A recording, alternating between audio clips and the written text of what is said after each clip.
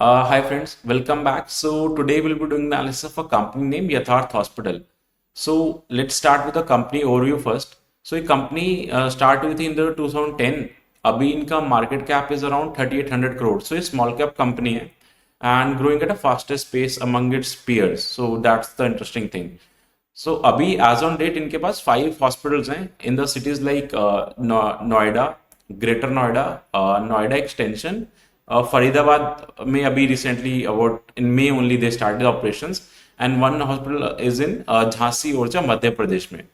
Okay, so if I talk about the beds, number of beds they are having, so they are having 1600 beds इनके पास as on date. जिसमें से 200 beds अभी इन्होंने this quarter he add करे थे in Faridabad hospital. And if I give in context की other competitors के कितने बेड्स हैं so that you can relate की size of the company. So Apollo hospital के अराउंड 10,000 बेड्स हैं एंड जो मैक्स के अराउंड 4200 4300 बेड्स हैं. सो अभी it's a very small company, तो इनका बेस कम है तो इसलिए they are able to grow at a faster pace among it's peers. And this hospital stands at top 10 among the top 10 hospitals in Delhi NCR region on the basis of number of beds. So this was the overview about the company. So now let's discuss about the Q1 FY25 के results. So company ने this quarter highest ever revenue करा and highest ever profit करा. And if I talk about the revenue का growth तो 37% year on year बढ़ा. So this year के जो quarters हैं versus same quarter जो last year थे. And if I talk about the PAT, profit after tax, वो grew 60% year on year. So इसको ऑपरेटिंग लेवरेज मिला. लाइक वी डिस्कस हर वीडियो में कि अगर आपका पैट का growth is more than the revenue growth तो आपके मार्जिन बढ़ते हैं, तभी आपको ऑपरेटिंग लेवरेज मिलता है. So but we have to understand कि ऑपरेटिंग लेवरेज कहाँ से मिल रहा है, क्योंकि जिनके ऑपरेटिंग मार्जिन हैं वो थोड़े कम हुए हैं. रीजन इज जैसे अब इन्होंने फरीदाबाद हॉस्पिटल स्टार्ट करा तो उसके एक्सपेंसेस स्टार्ट हो गए, बट उनका रेवेन्यू आने में भी it will take some time, right. So इसलिए ऑपरेटिंग मार्जिन तो कम है, बट इनका interest cost year on year कम हुआ है, क्योंकि अभी कंपनी ने रिसेंटली आईपीओ आया था ईयर बैक, सो अपने डेट पे ऑफ कर दिया. सो इसलिए interest come year on year दिख रहे हैं, तो इसलिए पैट मार्जिन बढ़े.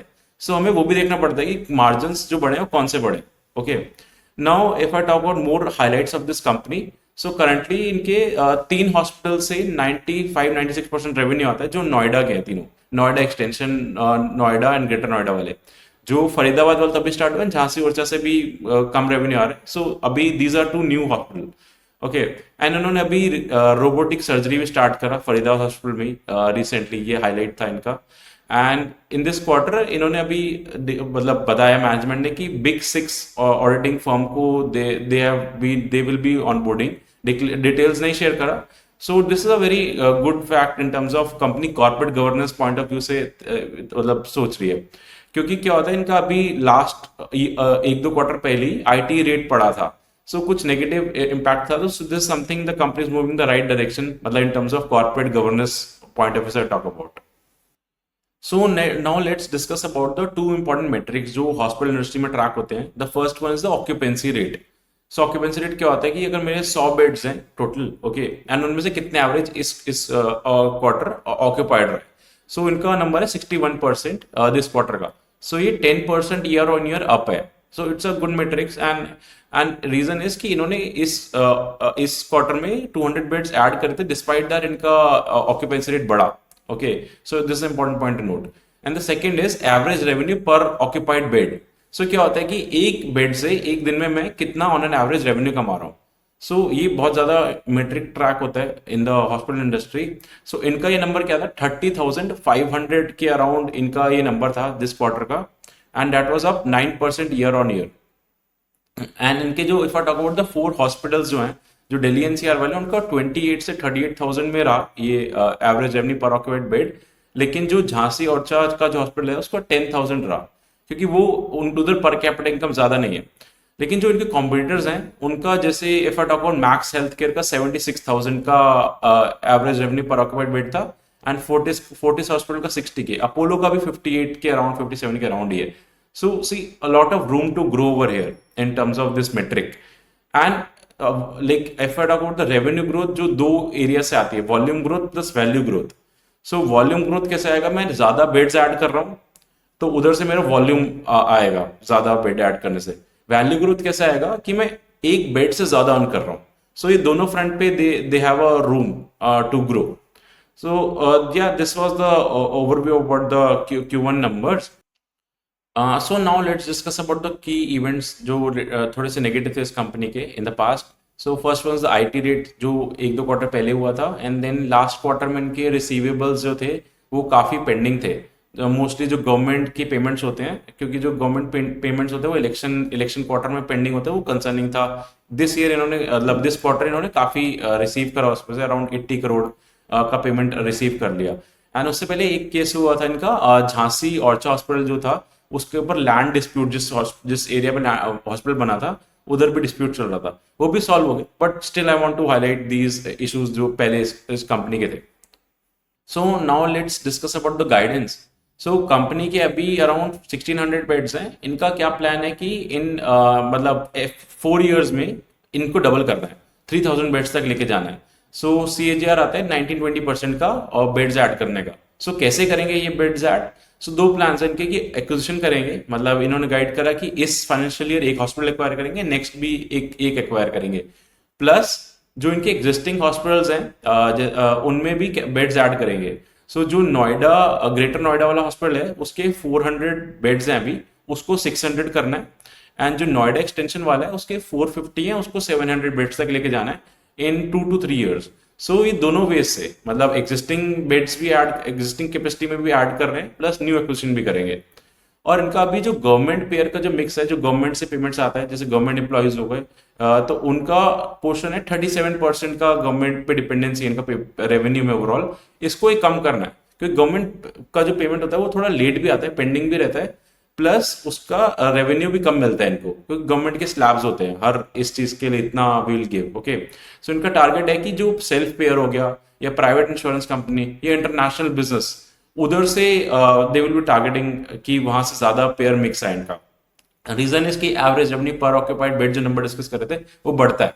और भी वेज दे सेट कि कैसे बढ़ाएंगे, कि अब they will focus more on super speciality services like cancer, heart related surgeries, मतलब जनरल सर्जरीज को कम करके rather than focusing much more on the super speciality care जहां पे रेवेन्यू ज्यादा मिलता है. ओके, एंड अभी the company shared an important thing कि जो मेडिकल टूरिज्म होता है उससे अभी 28% का CAGR ग्रोथ है उस मार्केट का पोस्ट कोविड. प्री कोविड थोड़ा सा और ज्यादा था. So how they are well equipped to capture that growth is कि इनका जो दिल्ली NCR में इनके जो 4 हॉस्पिटल्स हैं वो एयरपोर्ट से अराउंड 40 to 70 किलोमीटर की रेंज में है.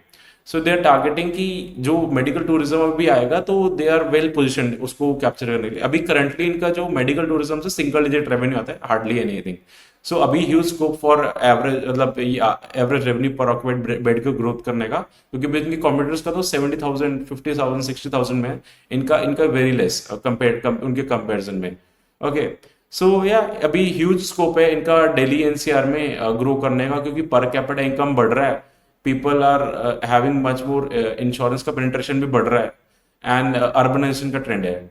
सो ओवरऑल द कंपनी का guidance and results are good. Now let's discuss about the valuation front पे. सो अभी कंपनी का मार्केट कैप 3800 करोड़ है. सो ROE, रिटर्न ऑन इक्विटी, जो शेयर होल्डर्स के लिए कितना पैसा बनाया कंपनी ने, सो फॉर्मूला होता है PAT by equity.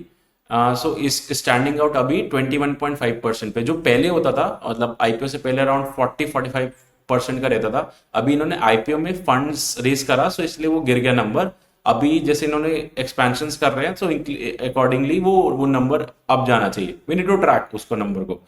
And if I talk about the PE front पे, price to earning ratio, for 1 rupee जो कंपनी अर्न करता है मैं कितना प्राइस दे रहा हूँ. सो अराउंड अभी 30 का PE है. इंडस्ट्री में तो ज्यादा है, मतलब जो बड़े हॉस्पिटल्स हैं एस्टैब्लिश उनका तो 70 to 90 के बीच में भी है हॉस्पिटल्स का. सो अभी इसका जो forward PE if we calculate like we do हर कंपनी का, सो सिमिलर ही आता है, अराउंड 30-35 की रेंज में ही आ रहा है. So we are getting a growth engine of 20 to 30% जो ग्रो कर रहा है कंपनी, उसका एट 30 PE. सो रीजनेबल लगता है कंपनी का वैल्यूएशंस भी. बट इनके कुछ इश्यूज थे, जो I talk about IT rate, जो झांसी ऑर्चा का लैंड इशू था, ट्रेड रिसीवल में थोड़ा इश्यूज था.